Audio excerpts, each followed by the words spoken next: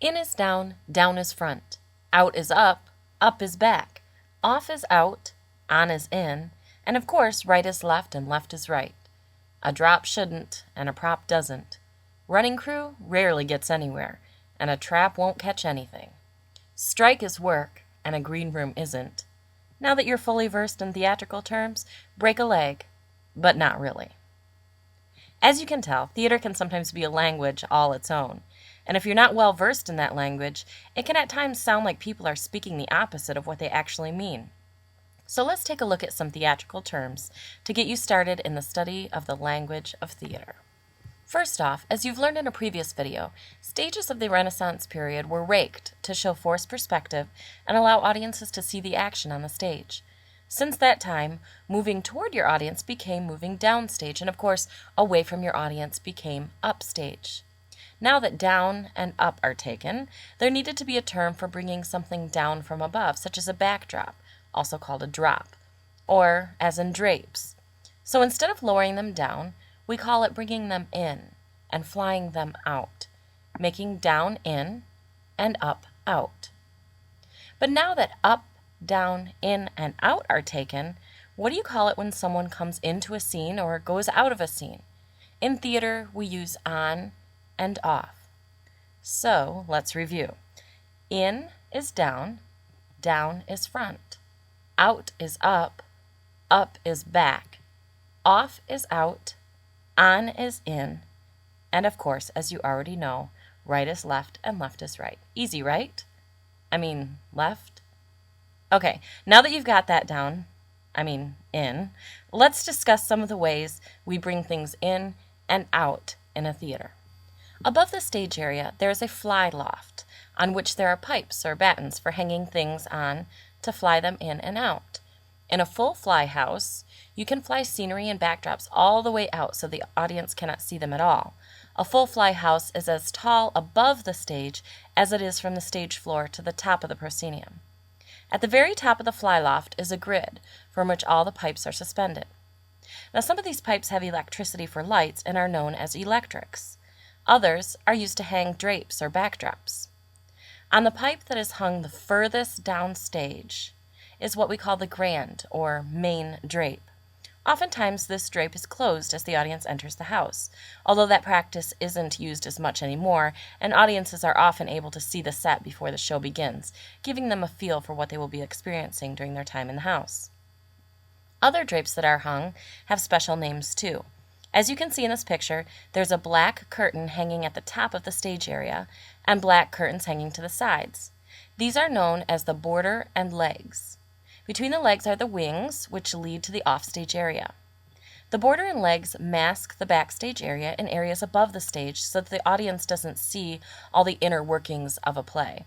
The running crew doing their jobs of making sure props and set pieces are on and off at the right times. The fly line operator flying things in and out. The actors waiting to make their entrances, or even the lighting or drops that are above the stage. Making sure the audiences see what you want them to see and don't see what you don't want them to see is important on a proscenium stage. Look at this diagram of a stage from the side and from above. The purple area is what you want your audience to see. The yellow areas are what you don't want them to see. These yellow areas are masked by a border and legs. From any seat in the house, you should not be able to see these yellow areas, which allows for good sight lines. Sight lines are basically imaginary lines of sight that determine what is visible to the audience on stage and what is not, as seen in this diagram. The audience's perspective of the show is seen from where they sit, which is called the house. Just as on stage there is a stage right and stage left, there is also a house right and house left. And just as stage right and stage left is from an actor's perspective, house right and house left is from a, you guessed it, audience's perspective. So house right is the same side of the theater as stage left, and house left is the same side of the theater as stage right. There are different types of audience seating in a proscenium theater. The seating on the lowest level is known as orchestra seating, named for the area of seating that is directly behind the orchestra pit, where musicians play during a musical. There's also mezzanine seating, which is the next highest level of seating, generally referred to as the lowest balcony if there's more than one balcony level. Here's a diagram of one theater house with seating sections labeled.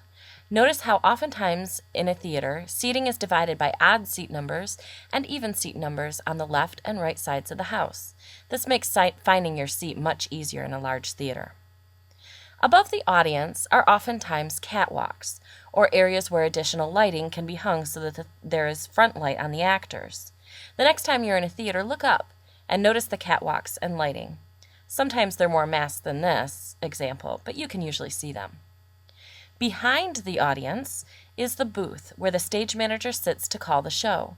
In some theaters, the stage manager calls the show from backstage, in others it's from the booth. The booth is where the lighting and soundboard operators do their jobs also during the show, taking all their cues from the stage manager.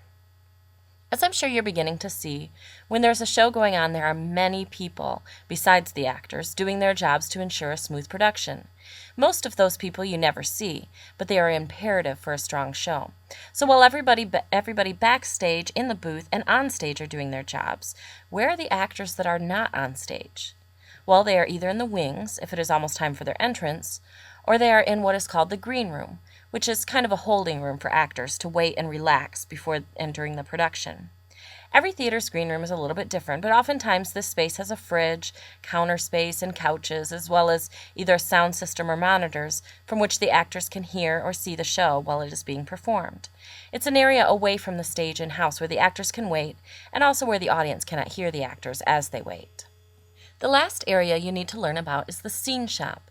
This is the area in which the set is usually built and then transported to the stage.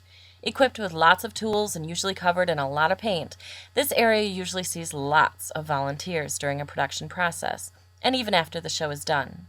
Strike is a term used to describe the deconstruction of the set and undoing of the show. Props are put away, set pieces are stored, and the entire set, no matter how beautiful it may have been, is torn apart. What took weeks and weeks to build is gone in a matter of hours. This is the story of theater. As you can tell, there are many areas and many people that must work together to make a great show, even if that show only has a few performances, or if it has a run that is years long. It's never just the actors who create a show's success. Whole crews of people help to put a show on its feet. So the next time you see a show, notice not only the actors on stage, but all the ways the show is able to take place because of all the people who are not on stage.